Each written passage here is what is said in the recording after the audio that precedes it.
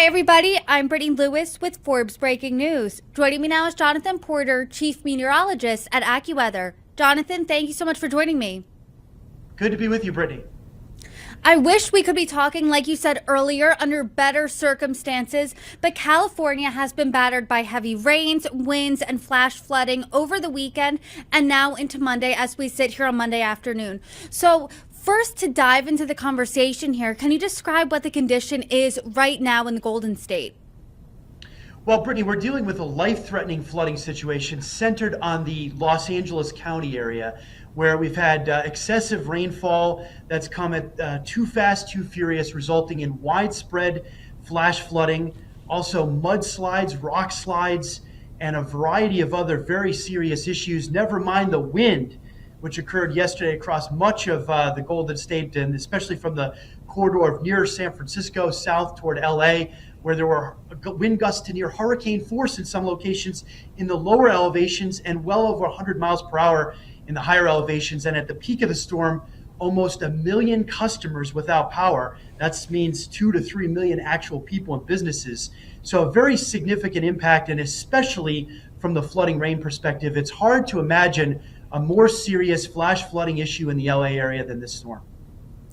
Obviously, a really dangerous event over on the West Coast, and California saw 2 atmospheric river events in the last week. Can you describe and define what that is?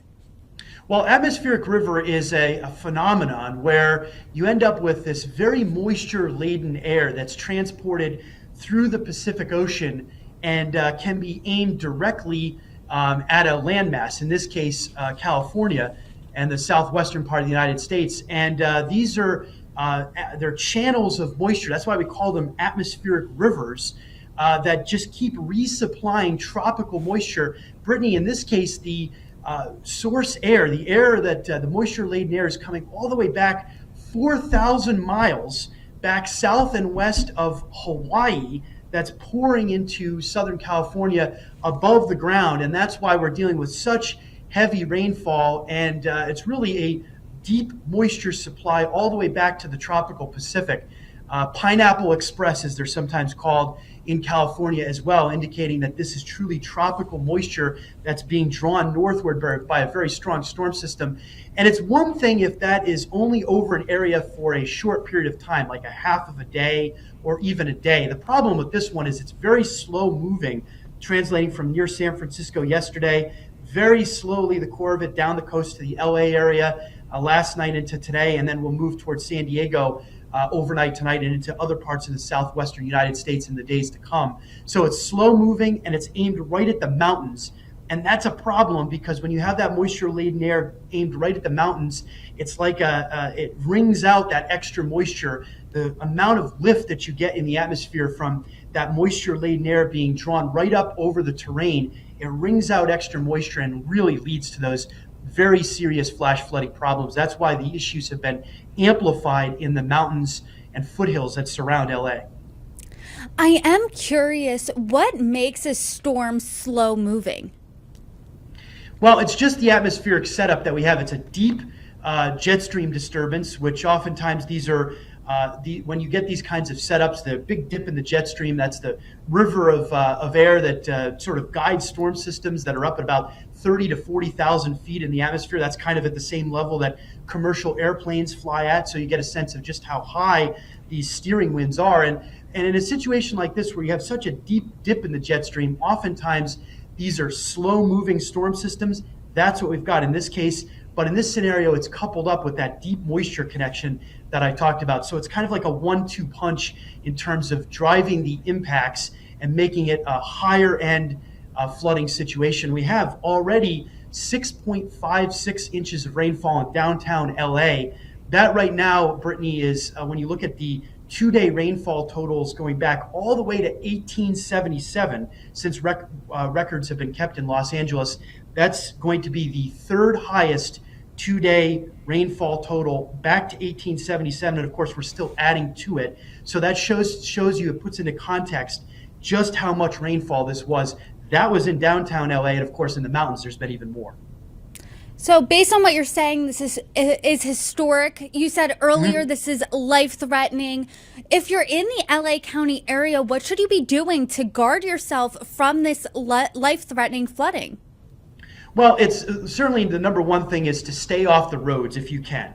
Obviously, travel is not encouraged and is flat out life threatening in some neighborhoods around the LA area, especially as you head up into the mountains where the rainfall amounts, as I mentioned, have been over 10 inches and counting in some locations. There's also been mudslides and rock slides, as we mentioned earlier. So some roads are just impassable. Trees are falling as well from the gusty winds in some areas. So the number one thing is to avoid travel if you can do that. That's why there's been really a shutdown of much of the LA area, local state of emergency declared in some areas as a result of the significant rainstorm in these areas. The other thing would be is to, as we always say, watch for and avoid rapidly rising water. So if you live in an area that's near a creek or a stream or the Los Angeles River or other rivers, for example, these rivers are torrents of water right now. You don't want to be anywhere near there. And if you receive a flash flood warning for your area, know how you're going to escape to higher ground. That's really important because sometimes in these areas you may not have a lot of time to react as that water can come up very quickly. And sometimes people that are caught off guard by flash flooding always remark how quickly that water can rise, especially in a situation like that. The other thing, just to emphasize again, is the issues around travel. So many fatalities in these types of flash flood situations are as a result of people who are traveling because they maybe need to go from point A to point B. They need to go to work. They need to pick up a family member. We understand that people have very legitimate reasons to travel, but even 6 inches of fast flowing water is enough to dislodge a car and send it down one of these dry washes or creeks or streams. And when the water rushing so fast, you can see in some of these videos, that's why it's particularly dangerous. And we want to encourage everybody to stay way away from any waterways. All of these variables really sound like a dangerous medley, a dangerous concoction. As a meteorologist, what gives you the biggest red flag here? Is it the mudslides, the power outages, the flooding, heavy rainfall, or the heavy winds? I think in this case, it's, of course, all of those things that you mentioned are dangerous by their own account. But in this scenario, it's the rainfall. It's not only the amounts, which have been, as I mentioned, historic in a lot of cases, but it's how fast the rain is falling. That's one of the things that really drives the impact. When that rain rate, that's how quick the rain is falling, exceeds 1 inch per hour, which we've had in the LA area and certainly in the mountains. That's just too much rainfall falling too fast, too furious, and that's where these dangerous impacts can really quickly mount, and people who are unprepared can be caught off guard. So that's the issue. In a lot of scenarios that we see here is in this part of the country, many of these dry washes and other waterways, Brittany, they might be for much of the year, no water's flowing at all, except in these situations when you do get heavy rain, they turn into torrents. And that's where we have many of these issues with flash flooding impacts. So that's of most concern, and especially where that happens overnight. So look out tonight in the Los Angeles area, in that whole area south towards San Diego. That's where we think that there will be repeated rounds of heavy rainfall and more flash flooding concerns on the way. And by the way, this whole system moves east to Nevada, including the Las Vegas area, and Arizona, including Phoenix, as we head into the next couple of days. So the flash flooding concerns, although the rainfall amounts may not be as high as what we've been dealing with here, there's still going to be heavy rainfall in a short period of time and flash flooding concerns. I was just going to ask you about that. Will we be seeing this band move east? I know you mentioned Arizona, Phoenix. After that, what does it look like? Should the rest of the country be on alert? Well, this looks like it's going to be confined to the southwestern part of the country over the next couple of days. And I want to point out, let's start first with California. It's not over in California. We still have this slow-moving band of repeated rounds of heavy rain that we're going to be dealing with tonight into tomorrow. And it may get recharged a few times here as we head into the LA area. So don't let your guard down in Los Angeles and surrounding areas. And as we mentioned, especially south towards San Diego, which may sort of be the focus of the problems in that LA to San Diego corridor as we head into tonight and also on Tuesday. There's also some signs that, as I mentioned, there can be a few more rounds. It doesn't look as widespread or perhaps as heavy as we've already dealt with in the LA area, but there can be more rainfall that can lead to flash flooding concerns once again on Tuesday and perhaps even into Wednesday as some additional storm systems arrive.